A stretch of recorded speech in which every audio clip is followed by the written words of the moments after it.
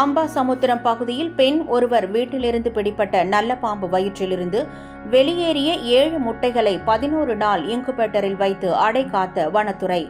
முட்டைகளிலிருந்து வெளியேறிய கௌதாரி குஞ்சுகளை பத்திரமாக பாதுகாத்து வருகின்றனர்.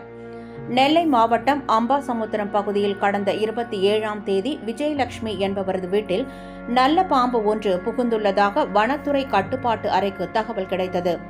அதன் அடிப்படையில் மாவட்ட வன அலுவலர் உத்தரவின்படி வனசரக அலுவலர்கள் மற்றும் அதிவிரைவு மீட்பு குழுவினர் சம்பவ இடத்திற்கு சென்று நல்ல பாம்பினை மீட்டனர்.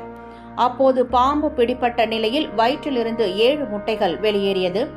பின்னர் வனத்துறையினர் பாம்புடன் சேர்த்து அந்த முட்டைகளையும் மீட்டு நெல்லை மாவட்ட வன கால்நடை அலுவலர் மனோகரன் மற்றும் அதிகாரிகளிடம் ஒப்படைத்தனர்.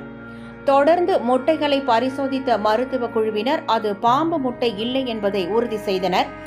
தொடர்ந்து கௌதாரி பறவையை பாம்பு உயிரோடு விழுங்கி இருக்கலாம் என்பதால் அது கௌதாரி முட்டையாக இருக்கலாம் என எண்ணியதுடன் அதனை பராமரிக்கவும் முடிவு செய்தனர்.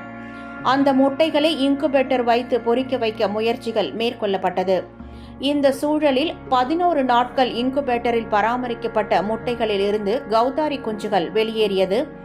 பாம்பின் வாயிலிருந்து வெளியேறிய முட்டைகள் பொறித்தது எப்படி, அது எப்படி சாத்தியமானது என்பதை விசாரித்த போது நல்ல பாம்பு முட்டைகளை வெளியேற்றிய பின்பு முட்டைகள் இலவடையாமல் வெப்பத்தால் பாதிக்கப்படாமல் உட்புற வளர்ச்சி பாதிக்கப்படாமல் முழுங்கிய முட்டைகளை 1 மணி நேரத்திற்குள் மீட்கப்பட்டால் இது சாத்தியம் எனவும் கௌதாரிகள் 6 முதல் 14 முட்டைகள் வரை விடும். அதன் அடை காக்கும் காலம் 18 முதல் 21 நாள் வரை ஆகும்.